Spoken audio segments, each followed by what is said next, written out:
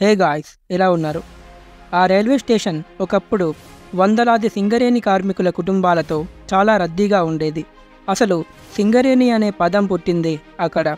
ఆ రైల్వే మార్గం నుంచి వ్యాగన్ల సహాయంతో బొగ్గును ఎక్స్పోర్ట్ చేస్తూ సింగరేణి మరియు రైల్వే సంస్థలు ఇప్పటికీ కోట్లలో లాభాలు సంపాదిస్తున్నాయి. కానీ ఆ లాభాలకి ప్రతిఫలంగా ఆ సంస్థలు రైల్వే స్టేషన్ని ఆ ప్రాంతంలోనే లేకుండా చేశాయి. అయితే ఈ వీడియోలో మనం ఇల్లందు గురించి, ఇల్లందు రైల్వే స్టేషన్ తీసేయడానికి గల కారణాల గురించి పూర్తి వివరాలు తెలుసుకుందాం. అలానే ఇల్లందు యొక్క సింగరేణి కాలరీస్ రైల్వే స్టేషన్ని మళ్ళీ తిరిగి పునఃప్రారంభించడానికి ఇల్లందు ప్రజలైన మీరు కూడా కొంచెం కృషి చేయండి. ఇల్లందులో రైల్వే స్టేషన్ కావాలి అని అనుకుంటున్న వారు వీడియోని లైక్ చేసి కామెంట్ బాక్స్లో #YLD రైల్వే అని కామెంట్ చేయండి. అలానే ఈ వీడియోని వీలైనంత మందికి షేర్ చేయండి. ఇలా చేయడం వల్ల ఈ వీడియో చాలామందికి రీచ్ అయ్యి గవర్నమెంట్కి చేరుతుంది. దానివల్ల ఇల్లందు రైల్వే స్టేషన్ యొక్క ప్రాబ్లం సాల్వ్ అయ్యే ఛాన్సెస్ చాలా ఉన్నాయి. అలానే సింగరేణి పుట్టినిల్లు అయిన ఇల్లందు గురించి ఈ ప్రపంచానికి తెలియజేసే బాధ్యత మన అందరిది. జనరల్గా చాలామందికి ఇల్లందులో రైల్వే స్టేషన్ ఉంది అని కూడా తెలియదు. ఇప్పటి జనరేషన్ వాళ్ళకి ఆ మాట చెప్తే వాళ్ళు ఏమంటారో తెలుసా?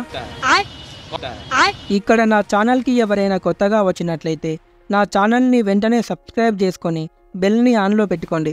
ఆల్రెడీ సబ్స్క్రైబ్ చేసుకున్న వాళ్ళకి థ్యాంక్ యూ. ఇంకా ఏమాత్రం లేట్ చేయకుండా వెంటనే వీడియోలోకి వెళ్ళిపోదాం.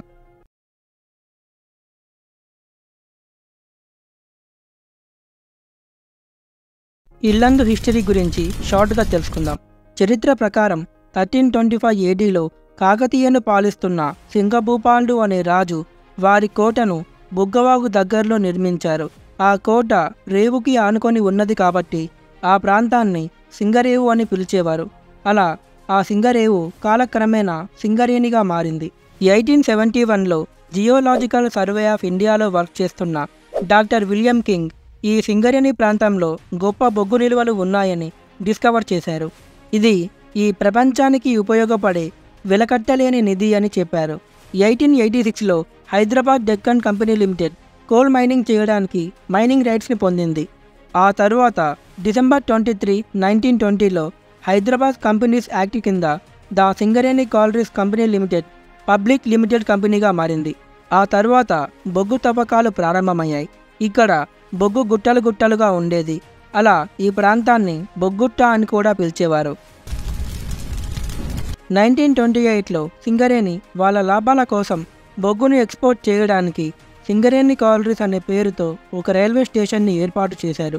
అలానే అక్కడ నడిచే ట్రైన్లో ప్రయాణం చేయడానికి బ్రిటిష్ వారు మరియు సింగరేణి ఎంప్లాయీస్కి మాత్రమే పర్మిషన్ ఉండేది.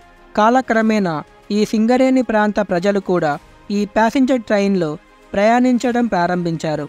ఈ రైల్వే స్టేషన్ కోల్ ట్రాన్స్పోర్టేషన్కి ప్రధాన కేంద్రంగా డెవలప్ అయింది.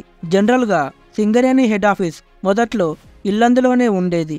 కాలక్రమేణా సింగరేణి హెడ్ ఆఫీస్ని కొత్తగూడెంకి షిఫ్ట్ చేయడంతో ఇల్లందు దాని ఇంపార్టెన్స్ని కోల్పోయింది. స్వాతంత్రం తర్వాత ఇల్లందు మరియు డోర్నకల్ మధ్య ప్యాసింజర్ ట్రైన్ సర్వీసెస్ని సింగరేణి గొప్పగా నడిపింది. ద హిందూ ఇచ్చిన రిపోర్ట్ ప్రకారం ప్రయాణికుల నుండి వచ్చే ఆదాయం తక్కువగా ఉన్నాయని, ఫైనాన్షియల్గా రైల్వేకి లాభాలు రావట్లేదు అని 2006లో ఈ సింగరేణి ప్యాసింజర్ ట్రైన్ని క్యాన్సిల్ చేశారు. ఈ ప్యాసింజర్ ట్రైన్ క్యాన్సిల్ కావడానికి ప్రధాన కారణం చాలామంది టికెట్ తీసుకోకుండా ఆ ట్రైన్లో ప్రయాణించడం వల్లే. అలానే ఈ సింగరేణి కాలరీస్ రైల్వే స్టేషన్ని రైల్వే నెట్వర్క్ నుండి పూర్తిగా డిస్కనెక్ట్ చేయడం జరిగింది. కేవలం ఈ ప్రాంతంలో మైనింగ్ చేస్తున్న కోల్ని ఎక్స్పోర్ట్ చేయడానికి గూడ్స్ ట్రైన్ మాత్రమే అందుబాటులో ఉంది. 2012 ఫైనాన్షియల్ ఇయర్లో అప్పటి సెంట్రల్ గవర్నమెంట్ గాంధీనగర్ ఇల్లందుకి 10 కిలోమీటర్ల రైల్వే లైన్ నిర్మించడానికి సర్వేని కండక్ట్ చేసింది. కానీ కొన్ని కారణాల వల్ల ఆ పని అలానే ఆగిపోయింది. ఆ విధంగా ఇల్లందు గాంధీనగర్ కొత్తగూడెం నుండి రైల్వే లైన్ వేయకుండా కారేపల్లి గాంధీనగర్ కొత్తగూడెం మీదుగా రైల్వే లైన్ వేశారు. రైల్వే మరియు సింగరేణి అధికారులు అంతా కలిసి సింగరేణి పుట్టినిల్లు అయిన ఇల్లందుని ఏకాకిని చేశారు. కావున ఇల్లందు ఎమ్మెల్యే గారు, గవర్నమెంట్ అలానే సెంట్రల్ గవర్నమెంట్ ఈ సమస్యని గమనించి బొగ్గు పుట్టిన ప్రాంతానికి తిరిగి రైల్వే స్టేషన్ని అలానే ప్యాసింజర్ ట్రైన్ని తీసుకురావాలి అని ఇల్లందు ప్రాంత ప్రజలతో సహా అడుగుతూ ఈ వీడియో చేయడం జరిగింది. సో ఇది ఫ్రెండ్స్ ఇవాల్టి వీడియో. ఈ వీడియో ద్వారా మీకు ఒక కొత్త విషయం తెలిసింది అని ఆశిస్తూ మీ ఎర్ర Rakesh signing off. Thank you.